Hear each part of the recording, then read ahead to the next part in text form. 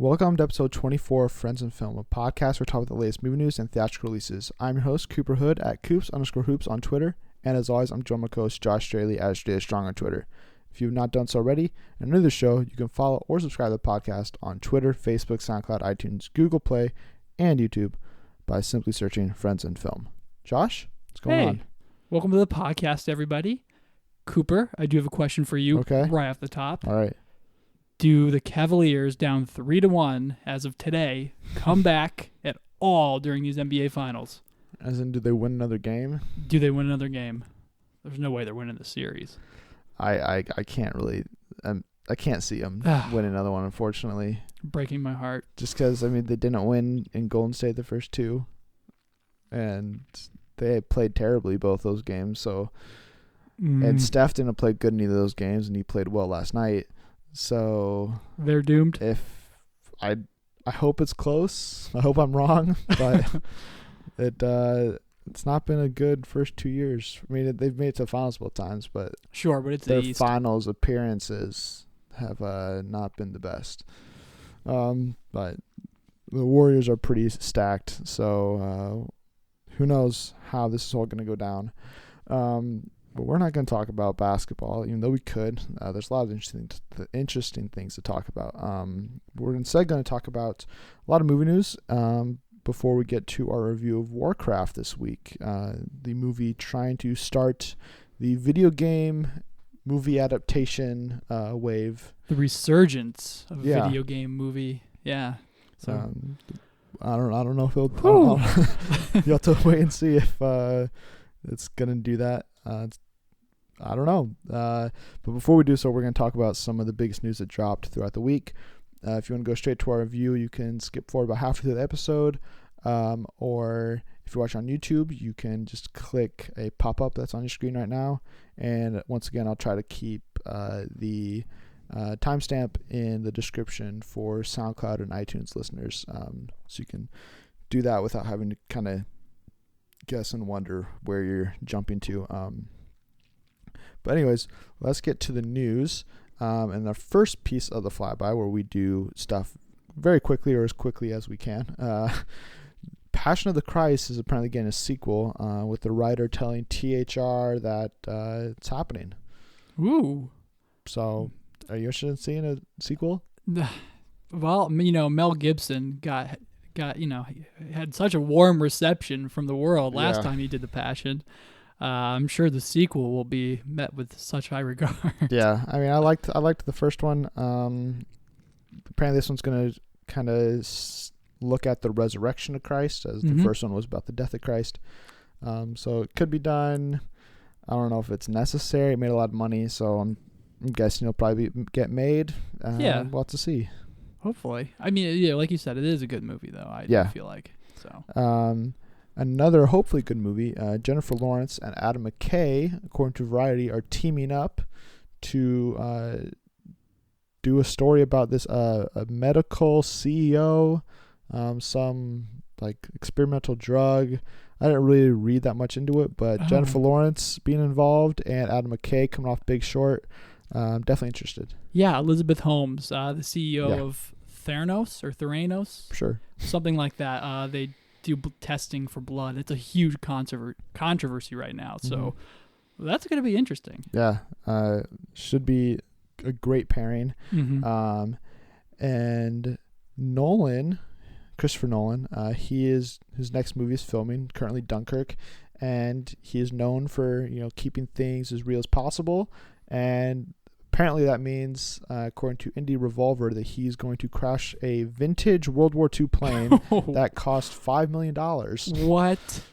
So, I mean, that's the kind of stuff you get, I guess, when you're Christopher Nolan. But that is going to be sick if he can pull that off. Yeah. I can't imagine how a studio lets him do that, but I mean, hey, he's Christopher Nolan, I guess. I think the article even says right here, he's planning to strap IMAX cameras to it. Jeez. So he's not only going to destroy the plane, but also IMAX cameras, which are very expensive. Yeah. Good for you. It's going to make for a great scene, hopefully. Oh, I'm sure.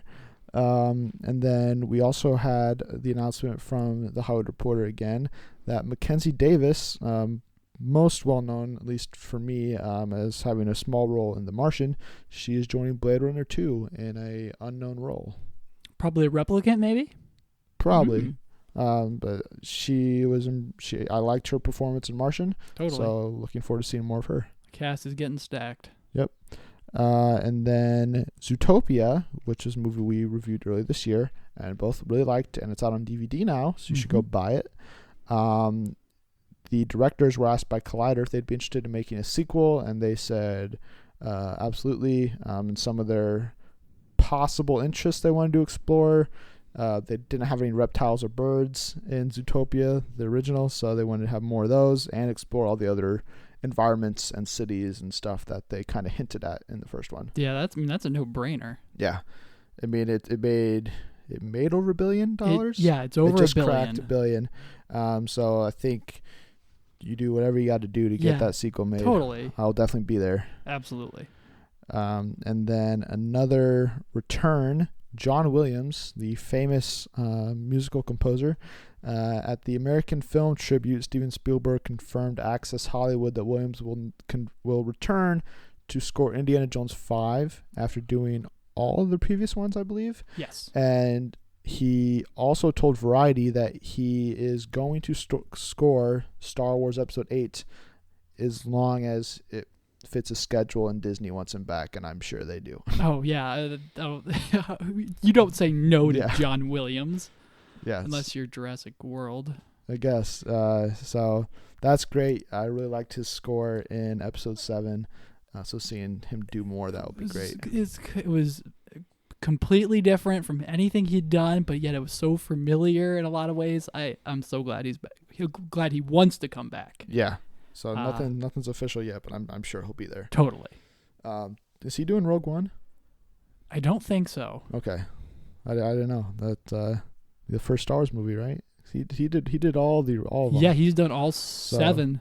So man, I don't think he is. That's interesting. And that's a great segue because that's the end of the flyby, and we're going to talk about some bigger stories that dropped, and we're going to start with one that we spent a lot of time on last episode. Rogue One, a Star Wars story, has gone through a very rough patch in the news world recently, with a lot of stories coming out about, the reshoots and how much they're reshooting, why they're reshooting and stuff, and Latino Review added to that this week by saying they've heard that nearly half of the movie is going to be reshot during these reshoots. So what do you think?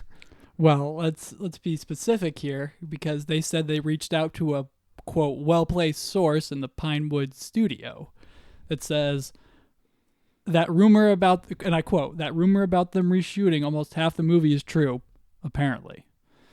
So I have my skepticisms about the Latino Review, especially concerning Star Wars things, but maybe the reshoots are more extensive than... Maybe. I mean, we both went a really long time last episode back and forth about, what we think about these reshoots. You're of the opinion that they are happening, but it's not necessarily a bad thing. I'm of the opinion that where there's a smoke, there's a fire type of thing. So I'm not necessarily, this doesn't make me any more worried than I already was. And I'm not that worried anyways. Yeah, so. They kind of put this out after everything had died down anyway. Yeah, it was just a thing where, okay, everybody else did their thing, let's give our 2 cents and get more hits and stuff. I just have a hard time believing that half of a movie would need to have been reshot. Yeah. Because I'm sure executives were getting dailies, or Plus, somebody was. You can't reshoot half a movie in 4 to 8 weeks. No. Unless you're going to be filmed like nonstop, I guess. That'd be a very tough task. Latino Review has a decent track record with scoops.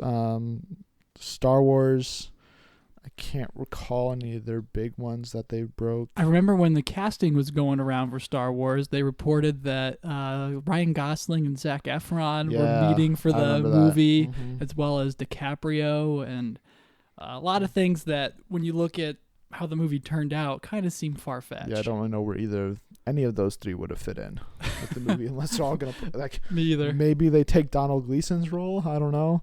That would have still been weird. Mm-hmm.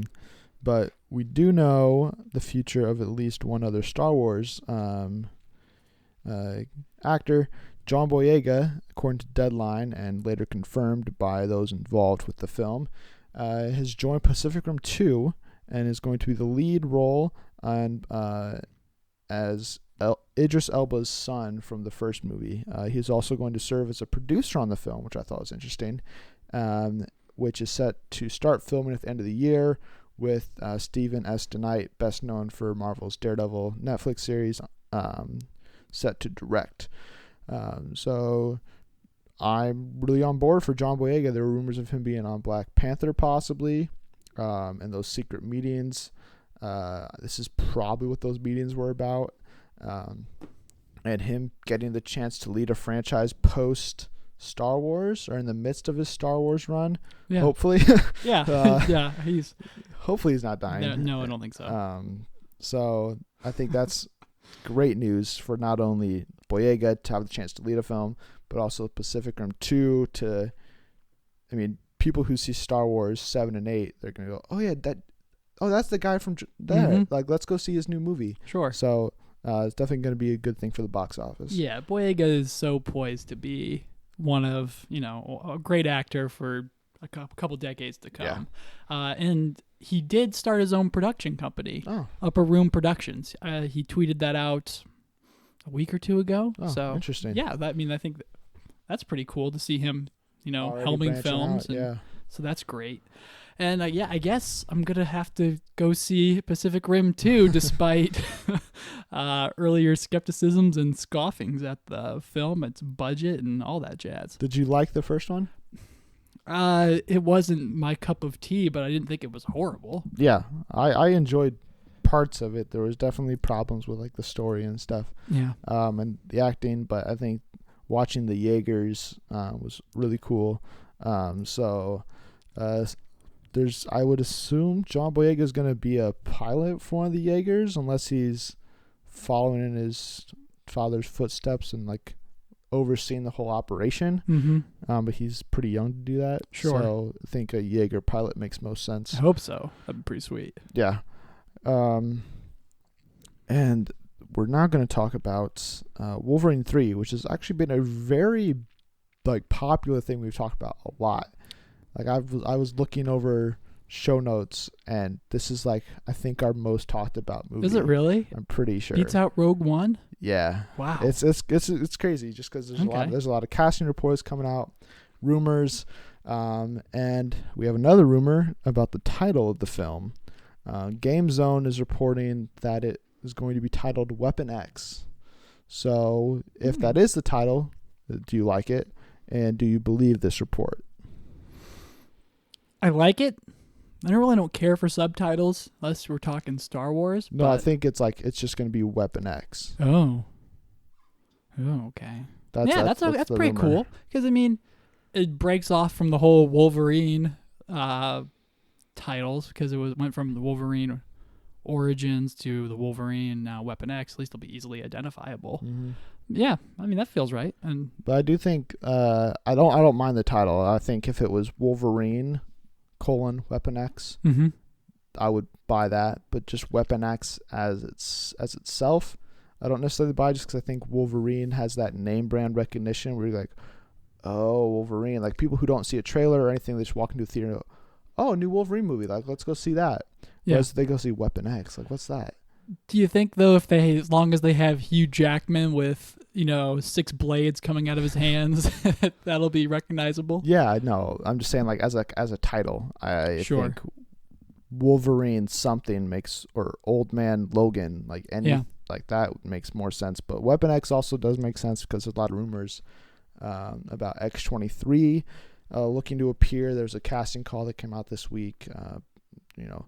It's going the age range. They're going a lot younger than I expected. I think it was younger than 18 is their targeted casting range. So Weapon X would lead to her being like that could continue on as her franchise. Then they could do Weapon X2, Weapon X3, as a passing of the torch type thing. Whereas if you have Wolverine as the title, then you have to make her be called Wolverine. And that's, I don't think they'll do that.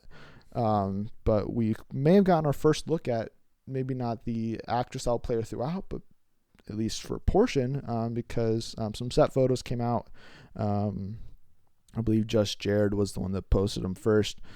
Hugh Jackman, Patrick Stewart, and this mysterious younger actress who nobody knows were all spotted filming.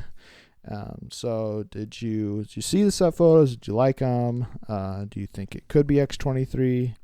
I did see the set photos, and there wasn't really much to them. It would just look like Hugh Jackman was helping an elderly man cross the street, or push him in his wheelchair. But with Patrick Stewart, Professor X looks like he's injured, hurting. You know, if they're really acting in that scene, which I think they are. But then Logan looks all disgruntled and old manish. And like the people in the crowd look kind of terrified a little bit. So is there an attack there, or is maybe Professor X kind of losing his mind a little bit, and that's why he's in pain? He definitely looks very old. He looks a lot older than he did in like Days of Future Past and stuff. Totally. So I think it's definitely playing up on this whole, it's set in the future and everything. I don't know if that is X-23. I would probably lean towards she is, at least a younger version. But then I would think so. That makes it so like Logan and her are like conjoined, like they have a relationship prior to her becoming X-23, and it's just like, oh, like we like, okay, why does the Wolverine gets captured by Weapon X, is turned into Wolverine, and then Weapon X steals like this little girl he's watching out for, and then does the same thing? Like, it just seems weird. Plus she's supposed to be like a clone of him, so unless she's his daughter, I don't know how this whole thing works. Do you think maybe that she's like a runaway, or like Patrick Stewart's like, hey, I rescued this person from the lab, maybe Logan, take care of her, grows up to be X-23, and they fight the evil corporation together? That's possible. I would like to see it be more of like a lone wolf type thing, where they kind of cross paths, and then Wolverine kind of takes her under his belt and under his wing, and then they fight together.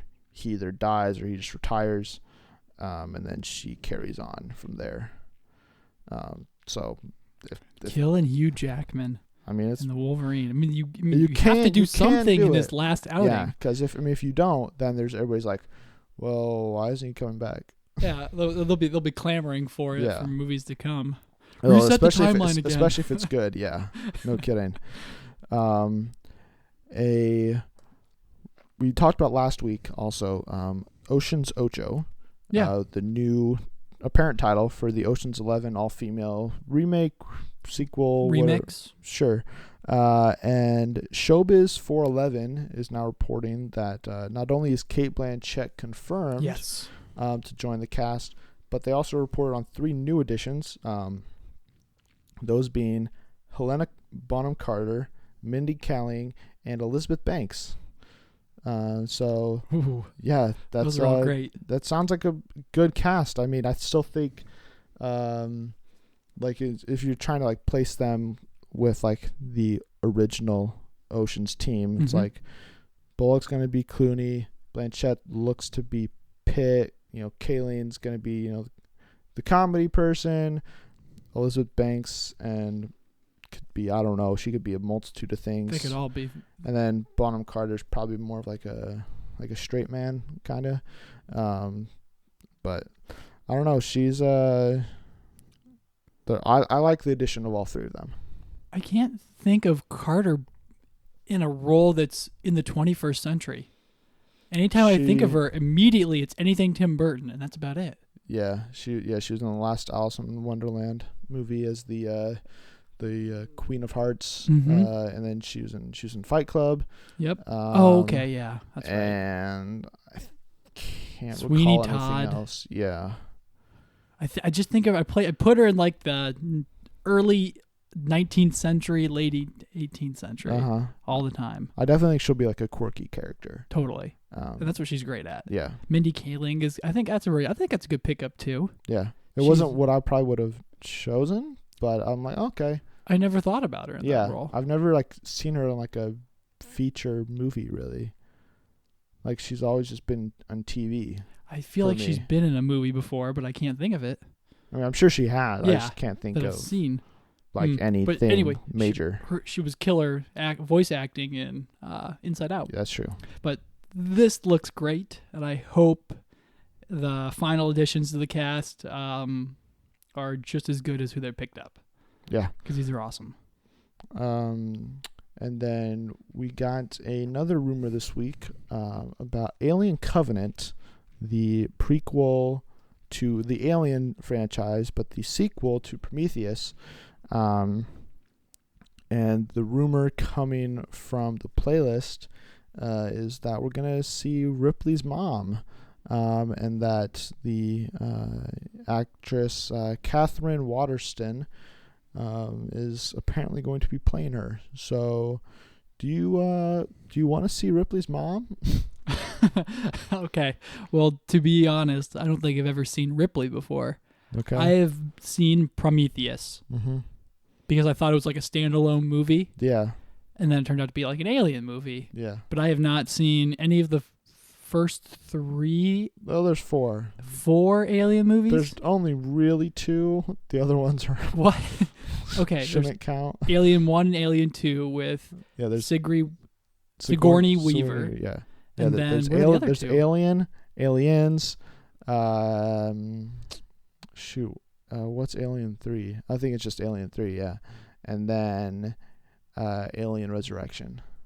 Oh. Did they ever get to Earth in any of those films? No. Oh, okay.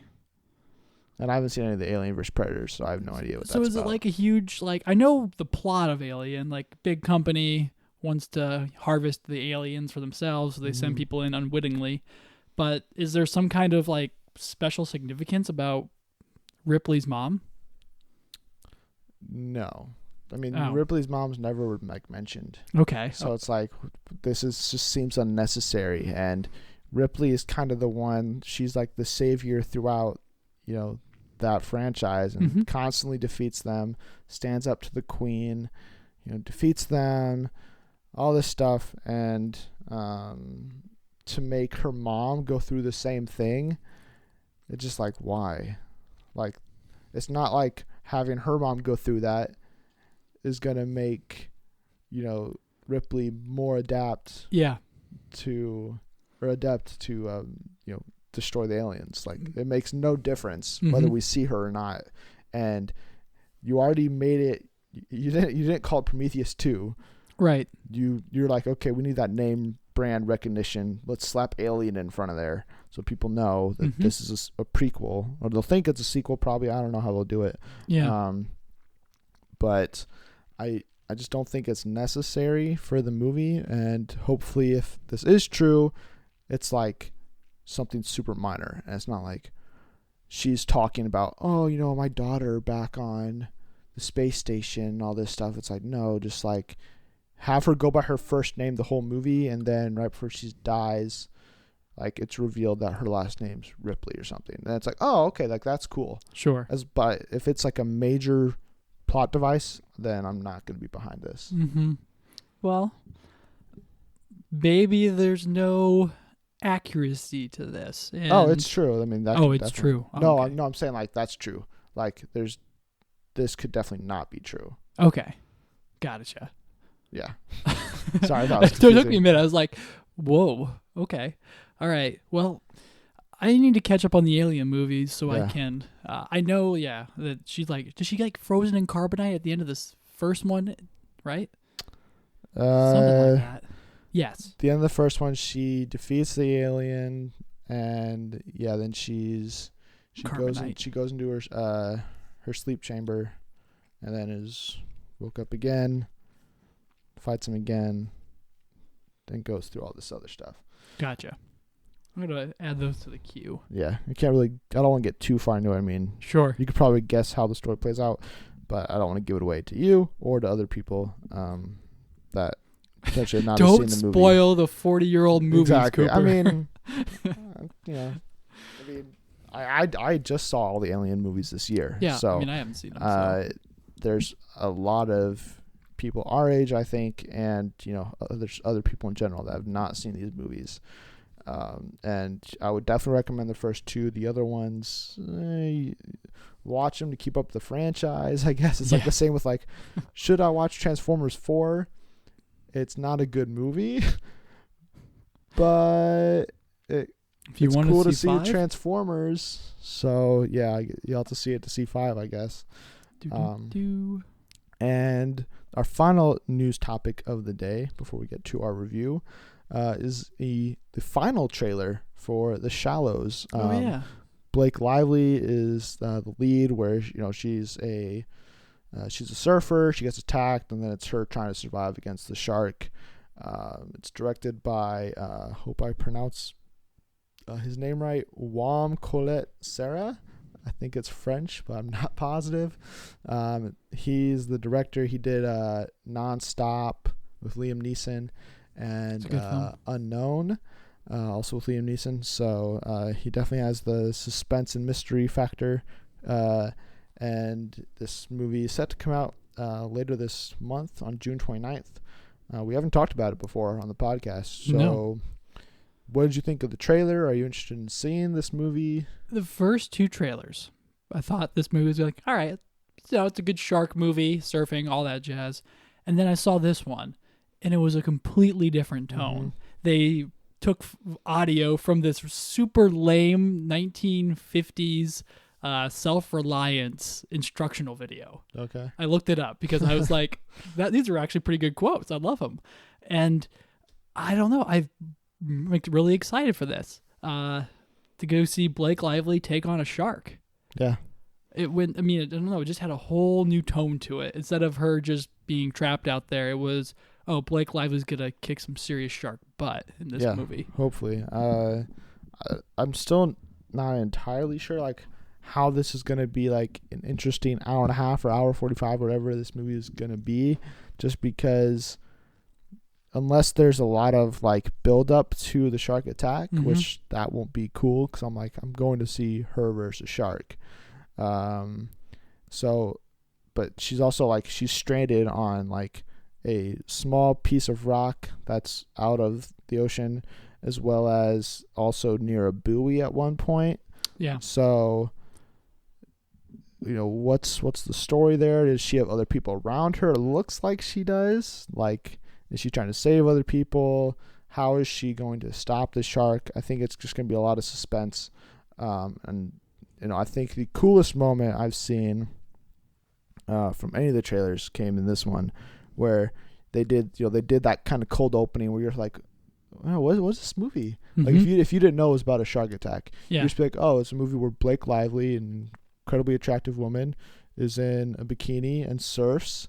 And then she's doing that for the gold medal. Yeah. Yeah. And then as she's surfing a wave, you see this shadowy figure start coming up, and you're like, oh, wait, what? Yeah. And then I was like, oh, snap. And like, that was like the coolest. It's like, she has no idea, but the shark is just coming, and all you see is a shadow. It's really mysterious, kind of creepy. And to see that play out, should be pretty fun. And I mean, it's not gonna be fun to watch her get attacked by a shark, sure. But her right. attack a shark and how she's gonna get out of it, or maybe not. I'm really looking forward to seeing this. Runtime is 87 minutes, according to Wikipedia. Oh, okay. So some build up, and then her taking down the shark. I just can't wait to see. And this is gonna sound awful, but it looks like 2 guys get eaten by the shark pretty early on. It, yeah. One of the takedowns looks pretty epic, mm-hmm. so I'm willing to bet the other one's gonna be pretty sweet too. Yeah, and it's like the scene where she's getting like dragged down by the shark is it's like gnawing away at her leg, and she's just screaming. I was like, ugh. I never want to see a shark. Yeah. Ever. I'll have to watch Jaws again before I see it. Just need a bigger boat. Brush up on my my shark movie history. But But that's the end of our news, and we're going to now talk about Warcraft, directed by Duncan Jones. He tries to adapt the popular MMO. What's the abbreviation I'm trying to think of? I think it's MMO. I think it's like MMORPG. Yeah, that's what I was thinking of. I don't know what it stands for. World of Warcraft, the very popular computer game. I don't know if it's still popular right now. I assume it is. They still have like 300 million users. But like it was like at its peak like 3 or 5 years ago. Whenever South Park skewered it, which is actually a good episode. So before we get into our review, we should probably talk a little bit about, if we have any, connections to this video game. I have very little. They have like the 10-day free trials you can download and stuff. And so it's a very expensive game to play continuously. So I was never going to jump all in and pay $60 for the game and then another $60 for an expansion pack 6 months later, and then another $60, and then you just keep going like that. So I played a couple free trials, and I always last like a day. Yeah. Because it's like, oh, it's fun to like create the character and go out initially and attack things, and at that point on the free trial, you can't really do much else. So that's all I have going into the movie about my knowledge of Warcraft.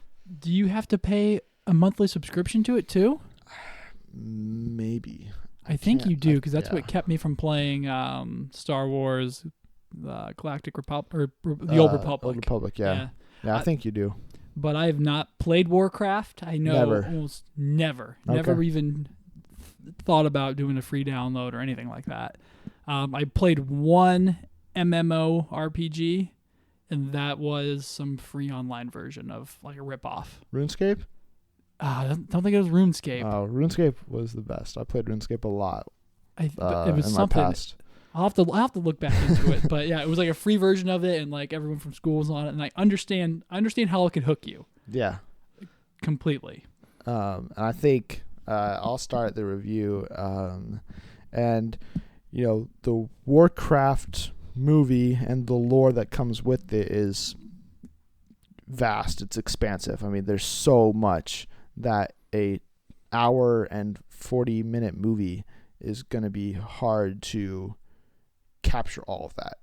So Duncan Jones decided to really focus on the orcs and the humans and their battle, with a little bit of magician thrown in there. Then you get glimpses of elves and dwarves and stuff. But that's kind of where this movie starts off, and I was already lost, because within the first 10 minutes, you meet about 6 characters and go to about 7 different places, and they're just name dropping everything, and I was like, what? Where am I? What's happening? I have no idea.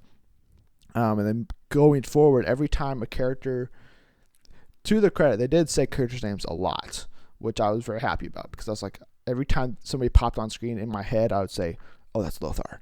Okay. And then I would just repeat it over and over, because I was like, I don't know what these, I don't know who's who, especially with the ogres or the orcs. So it's kind of hard to keep track of everything, but once the story gets going, it just kind of goes. There's no twists or turns or like anything exciting that happens. It just kind of goes all the way through, and then it ends, and you're just like, or it tries to end, because this movie has about like 12 endings, and people talk a lot of crap for like Return of the King for Lord of the Rings, because it has those multitude of endings, but that was like ending a franchise, so I can give it a pass for that. This one is just like, okay, this movie should have ended here. Oh no, we're having another scene. Okay, we'll end here. Oh nope, another one.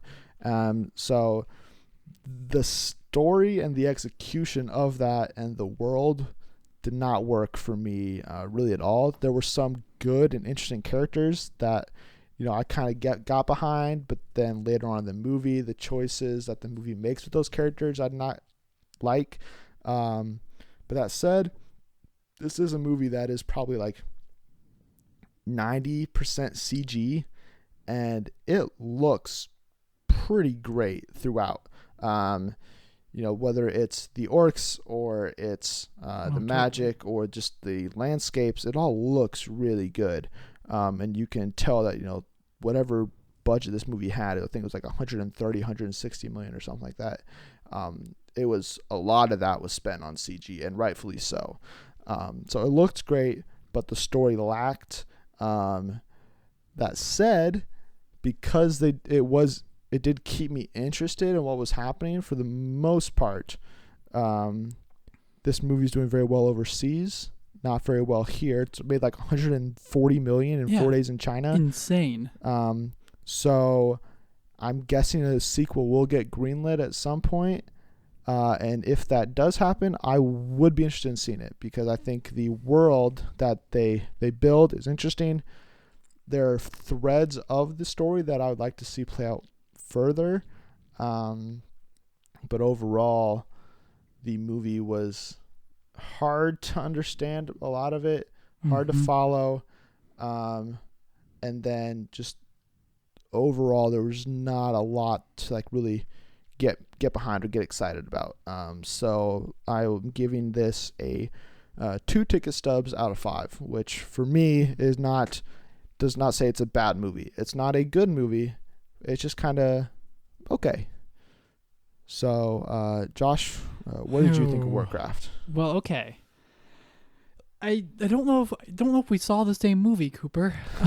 To be honest, our ratings are pretty close, but the first 10 minutes was actually okay before the actual main title. We learned this: the orcs are leaving their dying home and all that jazz. I'm talking about, I think, post title, because it opens with a human and then a orc, and it's just one-on-one, and the camera's over the orc's shoulder, and it's building up to that fight. And then I think it's when the title happens. No. Okay. Then it zooms out, and then we meet the orc, the main orc, It's Durotan. Durotan, thank you. And then he is leaving his homeland, and they all pass through the gate, and we learn all sorts of things about their culture, kind of, but not really. That first 10 minutes was okay. I was still on the same page as everybody else in that theater. And then everything else happened. Like you said, the next 10 minutes, you jump to 5 or 6 different locations, and your names are being thrown out, and I had no idea what was happening at all. They were using jargon that I wasn't familiar with. I hadn't played Warcraft before. Lothar, the main human lead, he comes in and starts getting angry at this mage, and you're like, wait, why is he angry? Why is he like, he's super angry? I'm like, why? I don't get that. And then the plot from there on out is just start, stop, start, stop, start, stop. And there was so much pointless conversation that I couldn't follow it at all.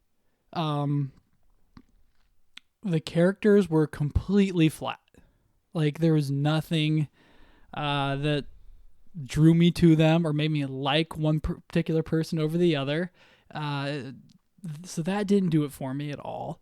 The action was pretty sweet, though, in a lot of the parts, right? Yeah, I mean, I was surprised, and this is a completely different discussion, just how, like, brutal the action was, because there's knives going through people's chests, there's decapitations, there's blood splattering on the screen, but since it's all CG and fake, they can get away with that at a PG-13 movie, where it's like, if that was a person, that's R. And I was like, wow, I was not expecting this violence. If they're using props. Okay. But I thought it set the tone. The action set itself up pretty good. And then at the last battle, you see someone's head just get crushed like a grape. And I was like, that's kind of out of place. Yeah. And I don't know. I wasn't ready for it. So, I mean, it kind of threw me off. And then they shoehorned in a conspiracy theory that basically starts the whole thing, but they give it like 10 minutes. And I was like, what? And at the end, when the movie was over, I went to the internet and found somebody that'd seen the movie and had them explain the whole thing to me. Or, well, they explained all of it, and I read there. report on it, and that's when I was like, this wasn't a very good movie. Mm-hmm. Like, and I give it 1.5 ticket stubs, because the only saving grace was the marrying of CG and sets, because I think it was like, I would say 70% CG versus everything else. Industrial Light and Magic, I think, was responsible for all that. It was beautiful. Like, those orcs, they were nowhere near the uncanny valley, and I was like, oh, I'm terrified of these guys, especially the big warlock one that was throughout the movie. So just super disappointed with it. Yeah. And I want to preface by saying that I love Duncan Jones. I think he's a great person, and I loved Source Code, the movie that I know him from. So I don't know what happened. Yeah. Utterly disappointed. Yeah, we'll move into spoiler talk, just so we can talk about kind of characters in detail as well as the plot. But yeah, Duncan Jones is definitely a hard fall from what he did with Source Code. As somebody who watched it again leading up to Warcraft, I was like, oh, let's watch, it's Duncan Jones' movie. Let's watch that again. And that movie is just so good, all in every aspect. So this was a real letdown, and even a movie that I wasn't super excited for, especially because of reviews that came out and stuff. I was expecting for a not good movie, but there were still, for the first hour 20 or so, I was interested in what was happening. And I know you said that a lot of the characters were flat. I think while there's definitely not like standout performances in any aspect, like Lothar, I thought was in, like, as a performance, it wasn't great, but as a character, I was interested in following his journey. But the best character was probably Durotan, because he has kind of the heart is said at the very beginning of the film, and it's kind of clear he understands, like, you're rooting for him because you're like, okay, he understands that what's his name, Gul'dan, is not the right person to be leading the orcs, right, and that they need to stop him, and the only way to do that is to team up with the humans. And you root for him because you're like, okay, he's obviously the best candidate to lead the orcs, and then they freaking kill him. And I was like, are you serious? Yeah, okay. Well, I was okay with that because I felt something for him. Like, he had a wife, a kid, and he was just trying to do what was best for his family throughout most of the movie. And then he stands up for, the horde at the end. And I was like, okay, he had an arc. But everybody else that just falls in this movie is completely broken apart. And when, I'm going to jump a little bit here, but like the king, when he ultimately gives his life, kind of, I was like, okay, I guess he did that. That was weird. I didn't, like, is this a noble king? I don't know. I don't know anything about him. All I know is that he talks and then is a pretty good fighter. Yeah, like his, like, that was like one of the things that like surprised me a lot, just because as an entry point to this hopeful franchise that the studio wants, they kill off so many characters. I was like, okay, not expecting this. And they split up relationships that are building throughout the whole movie. So like, before I get to that, like the whole thing with killing Durotan, and then like the whole, like when they are killing him, the other orcs and like his best friend Orgrim is like telling Gul'dan and all the rest of the orcs, like, we shouldn't follow this guy, like he's not right, like he's using sorcery and that's not the orc way and everything. Right. And then he kills him, and then he's like, fight for me, and then they all do it, and I was like, what? Yeah, you guys were all chanting for him to stop. Then you literally just turn around 2 seconds later and go fight just because he says so. Yeah. It made no sense. And then going off what you said about, killing off King Rin, played by Dominic Cooper, you're just like, okay, why do they do that in the first place, and why do they do it in the way they do it? Because they make Garona, who the whole time I thought her name was Corona for like the first like 20 minutes she was on screen. Like I was like, interesting choice. But it did help me remember her name because I was like, oh, it's Corona, but it's actually Gorona. With a G. Yeah. Played by Paula Patton, and she's this half orc, half human, which they don't really explain. They kind of explain it. They hint towards what's the mage's name? Medivh being the father a little bit. They do? Well, because like when he's like dying and she's by his side, he's talking he's about giving her life advice. He's like talking about like how he went to all these different worlds to learn about, you know, what it is to be a guardian and everything, and that he fell in love with a like a forbidden person or something. Yeah. And he like has this look in her eye and like look in his eyes, and she has this like look like, wait, what? Yeah, exactly. And like there's all this like fatherly advice going on. You're like, wait, did they just do that? Like, yeah. And how does that make sense? And then he's like, don't let your love get away. And then she goes to Lothar. Yeah. And then they have an awkward encounter while he's wasted. But I mean, he's like mourning his son. Yeah. But drunk. then he like, so then that all leads up to her eventually being the one to kill the king, because he's like telling her, you have to do it. Like, if you do this, you'll be you'll be respected and honored. Yeah, you'll be respected by the orcs and everything, and you'll rise up the ranks. And so my thought process was, okay, she's going to kill him in the midst of this war, and then she's going to basically become at that point the most, like, the highest ranking orc, basically. She would overtake Gul'dan and all this stuff, and then then she would go and end the battle right there. She'd be like, stop fighting, like, we don't need to fight them, like, that's not how this is supposed to work, because she's been with the humans the whole time, and instead she kills him, gets carried back to Gul'dan, and then he's like, you've done well, and then he's like, fist bump, and they're all good. And then Lothar comes in and starts killing people, and you're like, wait, what? And then this is the whole ending problem that this movie has. And he's coming from the shoehorned in conspiracy theory that I guess the Guardian throughout the entire movie was actually possessed by this. Well, he wasn't like, I don't think he was possessed. He was, because that was kind of unclear, the whole like demon. Exactly, because he was like like the hooded person that called in Khadgar, I think is his name, the sorcerer, the younger one, like the up and coming guy, the kid that like he meets her, and then like she tells him, but she's also kind of like green on her face. I was like, wait, is she like the evil power? And she's not, apparently. And basically Medivh's been being influenced by this evil spirit the whole time, which is also the power behind Gul'dan, which is why he's the head of the orcs. Right. And trying to get them to, you know, basically destroy the humans' world and everything. It's really, really weird. But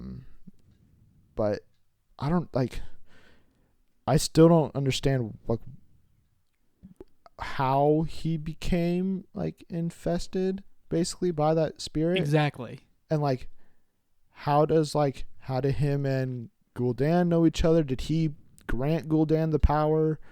And then Gul'dan's even confused because he's like, I thought I was the one that could use this.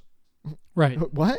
Yeah. And the orcs show up in the land, and you're like, okay, they got there by sacrificing another kind of species from their own universe to get to the universe the humans are in. And you're like, all right, they're using a dark magic. That's what's powering them. And then at the end of the movie, it almost says that the orcs are there because the guardian of their realm was infected with the magic that the orcs brought. But the orcs brought the magic there with them, so how could he have gotten infected with it before they arrived? And it was just it confused me. Yeah. But then that plot wraps up, like you said, and then he flies off and single-handedly like takes out a ton of the horde. Well, and the weirdest thing to me about that whole, like, the way like Medivh dies and everything is once he's like been taken over by the spirit and become this like really weird thing. He gets crushed by his clay monster. Yeah, like a demon. Which is basically the thing. That's all I could think of. Like right when they first showed him, I was like, oh wait, why is Ben Grimm, the Thing from Marvel, being sculpted in Warcraft? It makes no sense. The golem. Yeah, I think that's what they call it. And so basically he's crushed. You think he's dead, he's not. And he starts chanting the spell to stop the gate from letting in the rest of the orc horde. Yeah. And then it's reversed so that the other people could run through it. And the whole time Khadgar is listening to him and just watching him. And I was like, oh, so like Medivh's going to die. Khadgar is going to learn that spell he's been chanting for 5 minutes because it seems pretty simple. And then he would do it because he's basically the new guardian. And that way the rest of the people could run through the gate and escape the orcs and everything would be fine. And instead, Medivh dies and Khadgar just kind of looks at him and doesn't do anything else. And he's like, wait. Yeah. Save the other people. Like, unless he doesn't know what's happening. Sure. I don't get why they did that. Because there's just another ending thing that doesn't make sense. It was like a one-shot redemption for Medivh before the Guardian, before they, kill him. Yeah. And I guess that's great, but I really don't care about Medivh other than his random confession to Gorona. Yeah, and like that thing was, his whole story was annoying because, at least for me, like once you kind of figure out that somebody is the one that helped them get in, you're like, oh, well, it's got to be Medivh. Yeah. And then Khadgar figures it out about 10 minutes later, and then he doesn't tell anybody else for like the next half hour. So like as a viewer, you're watching Medivh do all this stuff, and you're like, yeah, he's evil. Obviously, we get it. Like, how does nobody else know this by now? And that just plays out forever. And Lothar mentions it, but he's like in the drunken rage, so nobody believes him. Yeah. So he's like, you're probably evil, and then they take him away. Yeah. The other thing I'll say, I mentioned earlier, the character stories, like throughout the whole thing, there's this weird relationship going on between Lothar and Gorona, and then it becomes this love story, this very forced love story that's not necessary. It's not even a love story. No, but it's like they're like, you kind of tell like they're kind of like attracted to each other, like the way she tries to comfort him and he tries to comfort her and help her out and all this stuff. And then it's all completely unnecessary because then she goes and kills the king without any explanation to anybody else. So then he's like, oh, I guess she made her choice. She doesn't love me. And or she's not who we thought she was. And you're just like, gosh dang it. And so then when he said that, I literally, in my mind, I was like, dude, you literally knew her for 2.5 days. Yeah. And half that time she was locked in a prison cell, and you were waiting to kill her like the entire time. And that's what, and then after they finally let her out and they're going to meet with the orcs to propose an alliance against the warlock Gul'dan. And as they're getting ready, there's this, like you said, the forced love story that's not really a love story. They're standing there together and he's like helping her into her armor or something like that. And it was the creepiest thing I'd seen in a movie recently. Like he's just looking at her, but he's being like all rough with her. He's like pulling on her strings really tight and stuff. Yeah, and I was like, what? Yeah. Like you want to kill her, but now you're acting like you're trying to forcefully seduce her. Well, then like their last encounter is when he's in the prison cell and she comes up to him. They are like touching faces, and then like he's like, "Come back safer." Or something. He says like the cliche like one-liner in movies when somebody's in love with somebody else who's about to leave. Yeah. And the other cliche thing she does is she takes something that is hers, that is from her mother, I believe, and rips it off. It's a necklace and gives it to him. And then that plays like no factor the rest of the way. Yeah. And then like I just hate the fact that they made them like love each other or like appear to love each other, because if there's a sequel, she's basically become the number 2 of the orcs, and he is now the king of the humans. Well, she's like number 1 now, probably. Oh, no. I guess, I mean, it depends what happens with Gul'dan, because it's really unclear. Sure, because Blackhand gets sliced up at the end. Yeah. And you know there's going to be this whole thing where, I mean, it's Warcraft, so they're going to clash again, and they're going to have to face off or something, but like they should be at an alliance right now because they both care for one another. She killed his brother-in-law to stop the war, basically. He's now the king. They could easily talk to each other and figure out a peaceful solution instead of continuing a war that's unnecessary, because, I mean, with Gul'dan, and see, that's the thing, Gul'dan still has his powers, so it's like, yeah, he still is a magician. He's still gonna kill everything he goes around. Sure. So like, what's the point? See, this is where we brush into them not wanting to screw with the actual video game, because in the video game, from the forum that I read online, that the Horde and the Alliance, the dwarves, men, and elves, are all together and they're fighting each other throughout the entire game. But the real enemy is actually the evil spirit that actually possessed the Guardian. Okay. So they tried to tiptoe around like them becoming friends, but they had to end the movie with the sides opposed so it could lead right up into the video game. And this is where lore becomes a huge problem with the movie. And I really think that it tied the hands of writers and Duncan Jones and everybody on that team. So you can't have them being on the same team at the end of the movie, or else it throws off everything else. Yeah, I agree.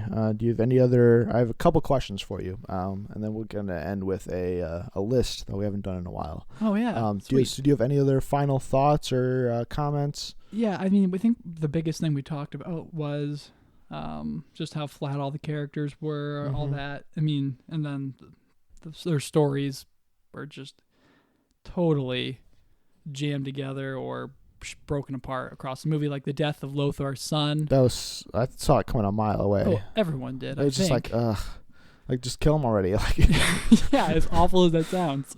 Lothar ends up getting revenge by winning a duel against Blackhand, who was the guy that ends up killing him. And he does it. It's a pretty sweet move. I mean, but it was just like, it was over in 2 seconds. Yeah, it was like, I want to see a little bit more. Pretend that he's about to lose, and then, sees his son in the sky or something. No, cheesy. Don't do that. What? I don't care. That would have been just so bad. The Revenant. Do something from the Revenant. No, that was the worst part of Revenant. Okay, but I'll just wrap it up by saying visually this thing astounded me. The final battle that we keep referring to, when they did a landscape shot of everything that was going on in it, I was like, oh man, this is super sweet. Yeah.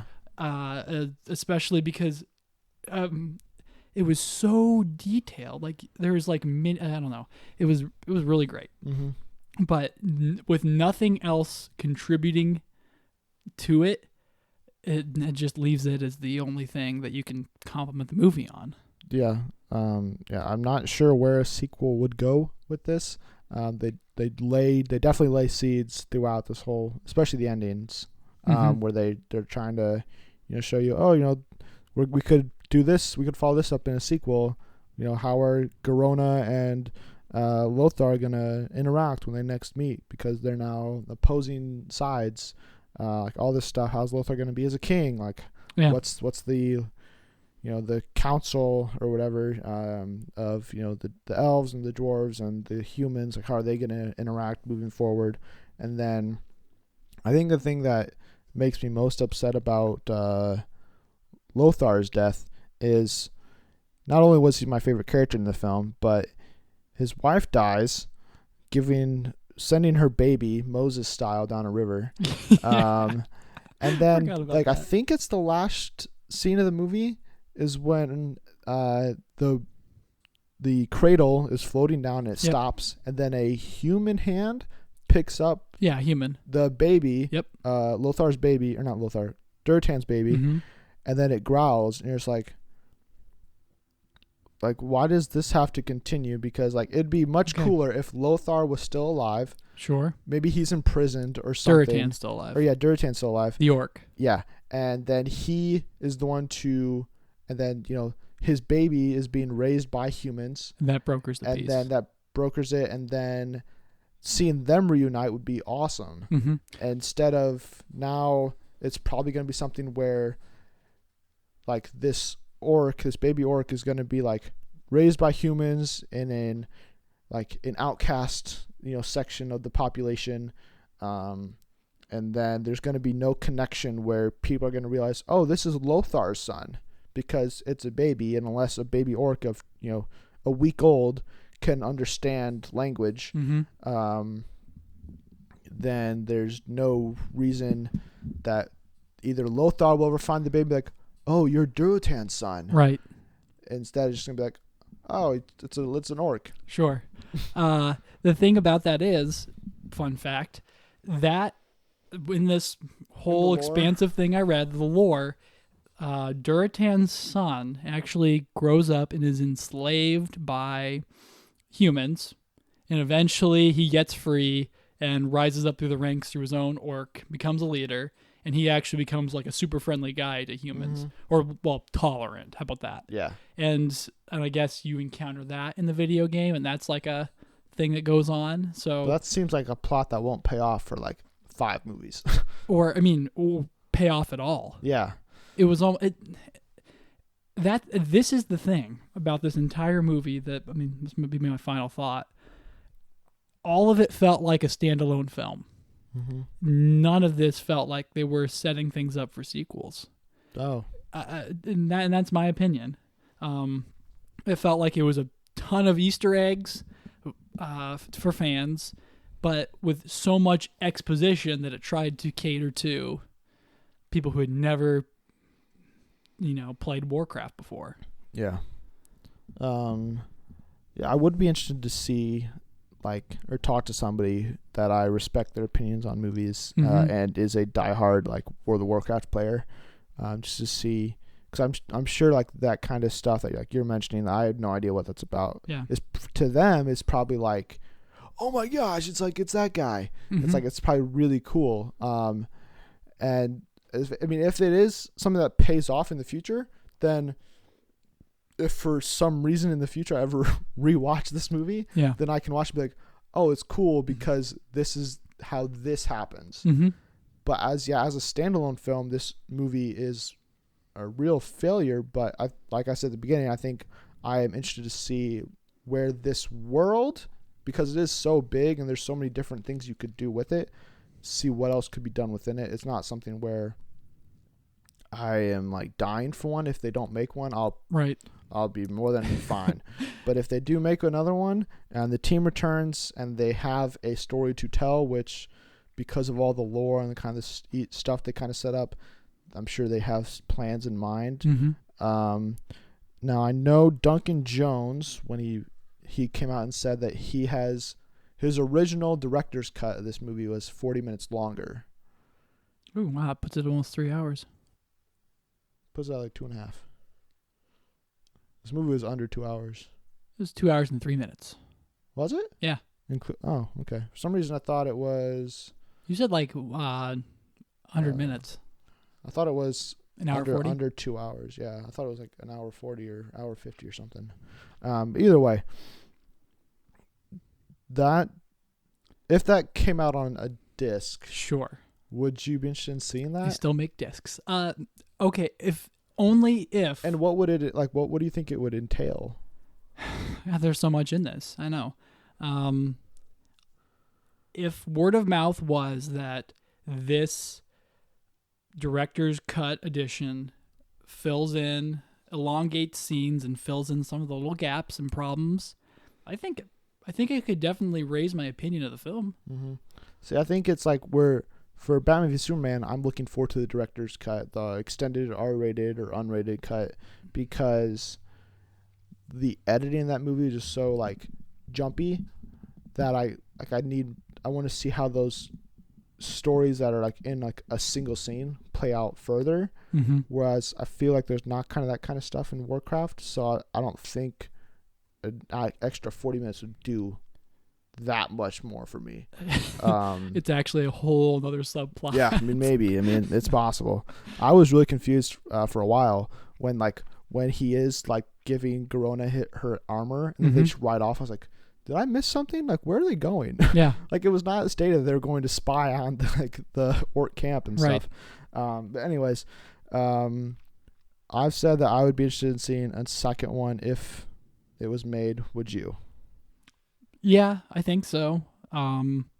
But I would need like press junket promises that this movie is miles better than the first one. Yeah. And they've fixed things and it's got a renewed focus, and because I mean, it's kind of soured me on the films, but I am definitely interested in picking up a World of Warcraft game now. So how about that? That's high praise. And I think that's probably what they want. Yeah. At the end of the day.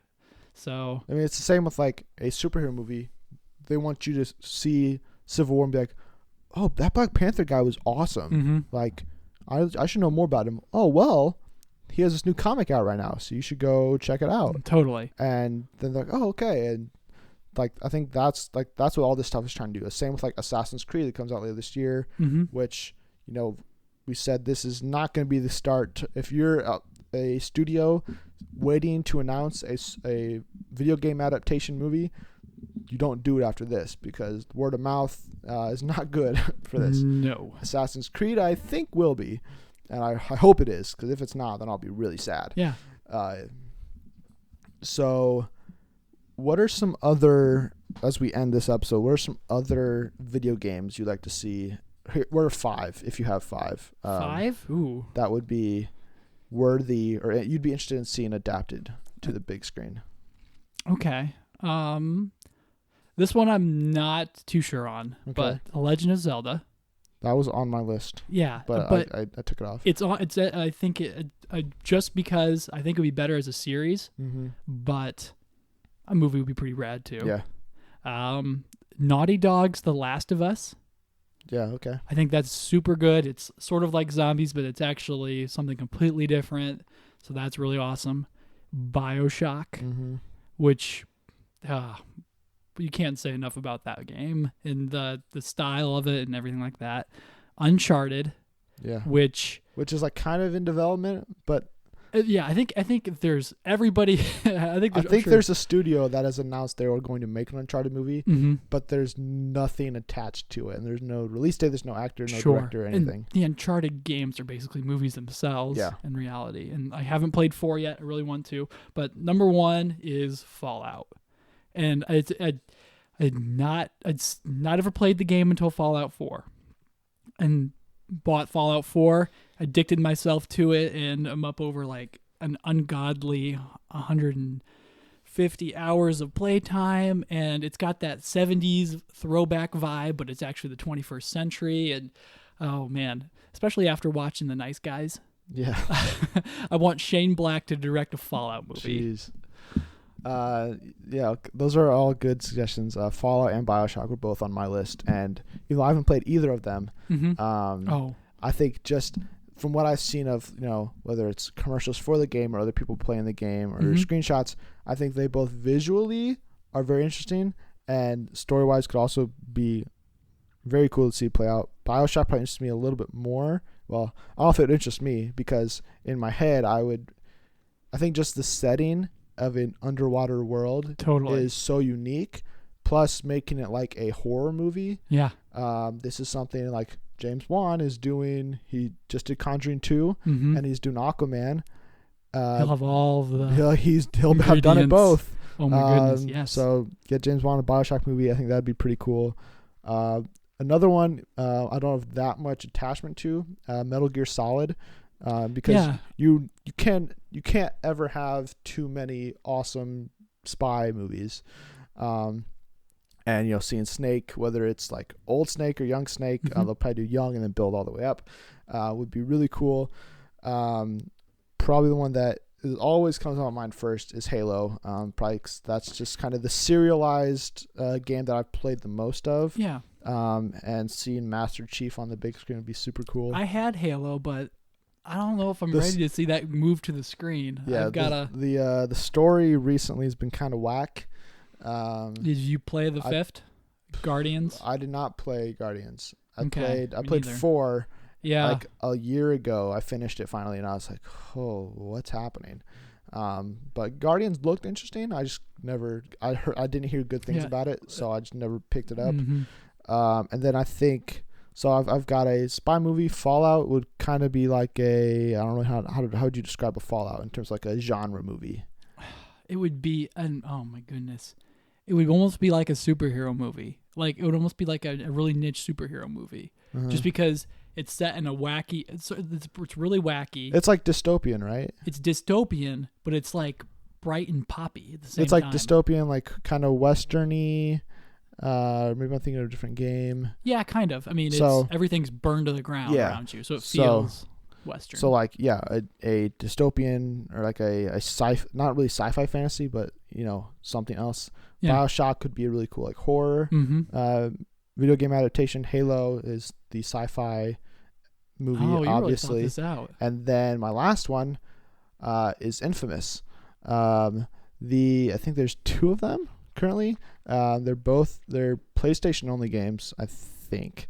And it's this guy who gets superpowers, basically, and he has these electrical powers, and he can adapt and take other people's powers. And it's a really fun game to play, even though I've never owned it. I've played it at a friend's house a ton, and it always, from the first time I saw a trailer for it, it looked awesome.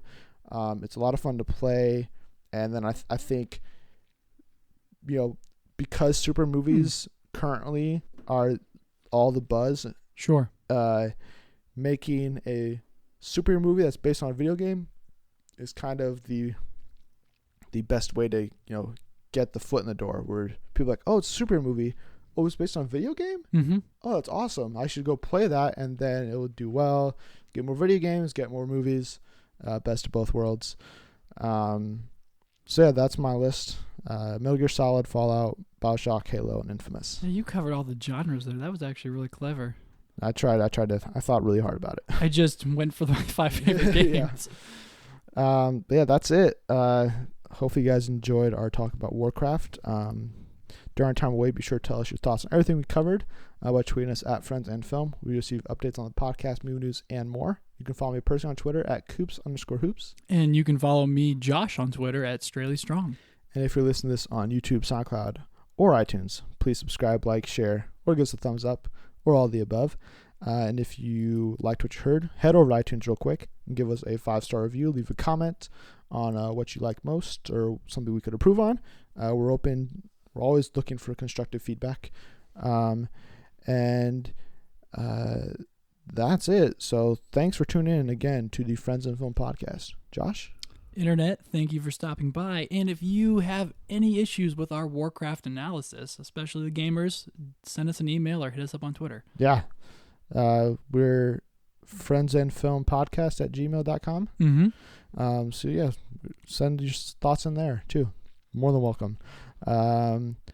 But that's it. So be sure to watch some new movies before we return next week with a review of Finding Dory.